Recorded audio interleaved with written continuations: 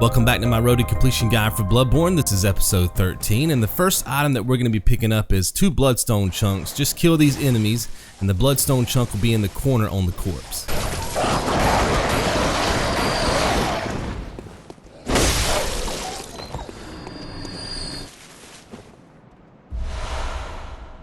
So if you remember back in episode 11, we talked about the frenzy status effect and how lethal it was to your character. And I told you that once we reached episode 13, there was going to be a part that was going to be extremely difficult. We had to pick up a damp blood gem. This is that part. So let's go ahead and take the elevator, but I don't want you to ride the elevator down to the bottom. I actually want you to hop out here. You guys can remove your hunter blunderbuss, equip your sedative. You're going to have 3 of those, and set up a safety save, and then I'll tell you guys how to get through this very difficult part.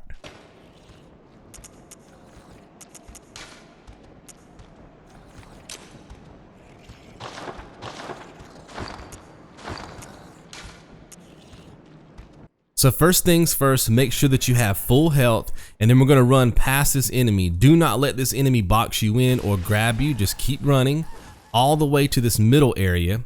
Once you make it here, you'll see that your frenzy bar is filling up. Exit the game.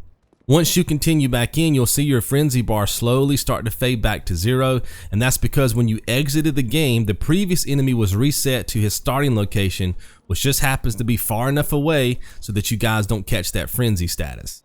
So you can see here that I'm hiding behind this obstacle. I'm just waiting for my frenzy meter to reach 0 before I run out into the open. There's 2 more enemies that we have to get past. The problem is the Tempering Damp Blood Gem 5, which is the item that we need, is in between both of the enemies. Now, as soon as your frenzy meter reaches 0, you can run out into the open. You will have to adapt a little bit here, okay? You're more than welcome to set up another safety save if you want to after your frenzy meter reaches 0, so you don't have to repeat step 1 over again. That's up to you guys. But notice where the Tempering Damp Blood Gem 5 is.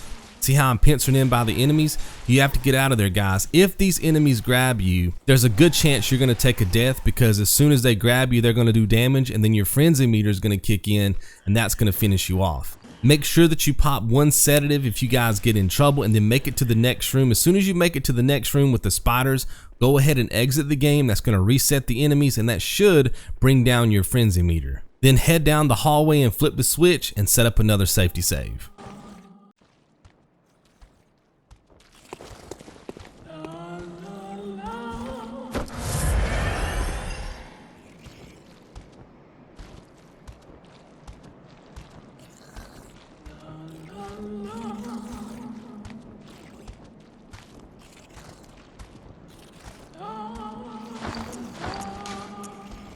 So we have 1 more tricky section. You should have 2 sedatives in your inventory. Drop down, run across the beam. Gonna be an enemy over here. Avoid the enemy. Just before you open the treasure chest, pop a sedative. Now, even though I just popped a sedative, my frenzy meter is already starting to build back up again. So you want to grab the choir bell, which is going to be your 6th hunter tool out of 9. Grab it quickly and then start running across the beam.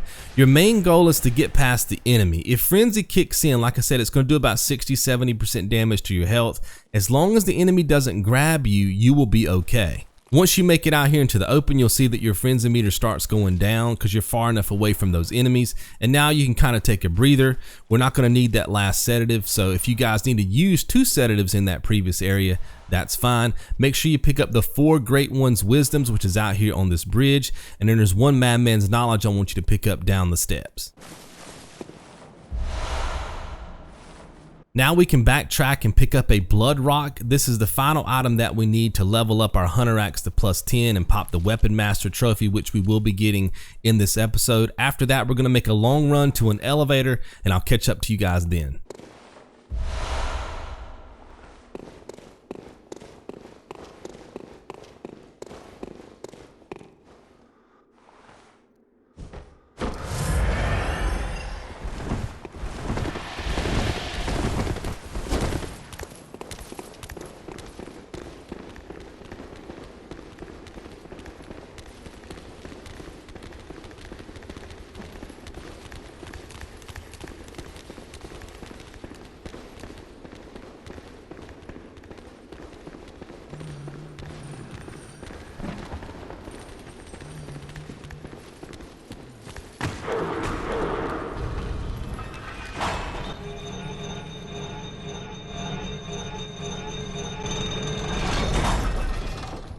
So there is an enemy down here that we need to kill, but before we start attacking the enemy, we want to do a specific gesture so we can pick up another moon rune. Now, in order to perform a gesture, you want to press left on the touchpad.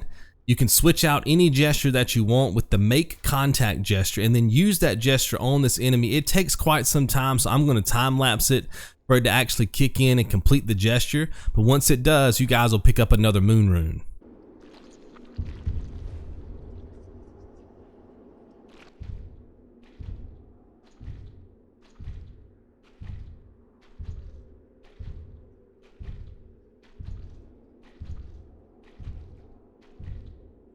Now in just a second, you'll see my arms tilt to the left. When they do, I'll pick up the moon rune. Remember, the moon rune gives you more blood echoes each time you kill an enemy. That's going to come in handy once we start farming in the next episode. Once you have the moon rune, kill this enemy. This enemy will never attack you, so all you have to do is kill it using whichever attacks you want. As soon as you guys finish off this enemy, I'll come back in with some commentary.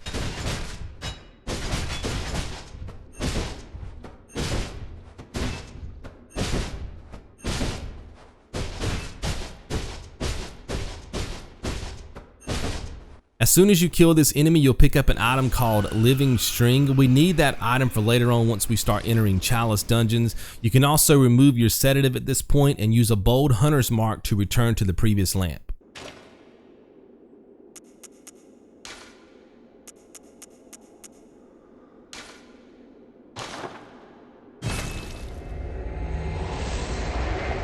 So there's another long run that we have to make at this point, so I want you to follow the gameplay and pick up the following 4 items, okay? The Nourishing Damp Blood Gem 4, and then we need 6 Bloodstone chunks. Now these 6 Bloodstone chunks are spread out over 3 different item pickups. There's 2 chunks per item pickup, so make sure you grab all these items, and then I'll talk to you guys on the other side.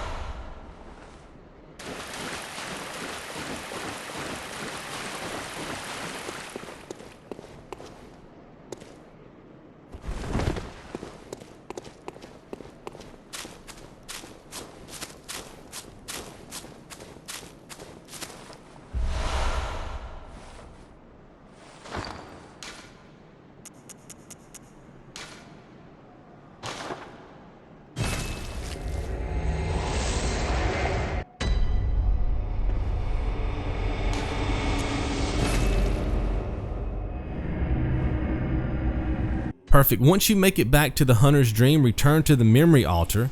I want you to equip all 3 moon runes.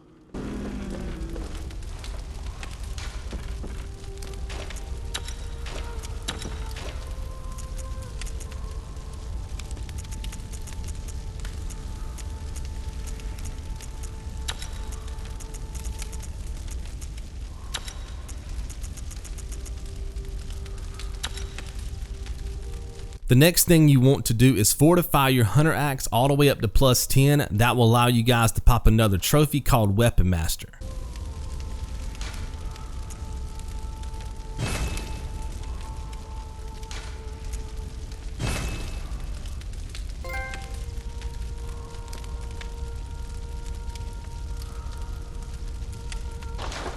And then we want to fortify our blood gems in the following order: Nourishing Damp Blood Gem 4, Tempering Damp Blood Gem 5, and make sure it says Radial, and then Tempering Damp Blood Gem 5 Droplet. Okay, so the Radial version of the Tempering Damp Blood Gem 5 is in the second slot, and the Droplet version of the Tempering Damp Blood Gem 5 is in the last slot.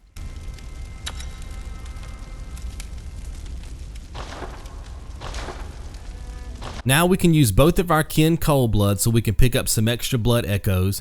Then I want you to pay a visit to the Bath Messengers and sell any extra shards that you have. You can also sell the Mince's Cage, which will give you another 6,000 blood echoes. And your blood gems, which is not going to give you a lot of blood echoes, but it'll help clean up your inventory so it won't be so confusing for later on in the run. Then we can wrap up this episode by leveling up our strength to +45. Hopefully you guys have enjoyed. I'll see you right back here in episode 14. Be good.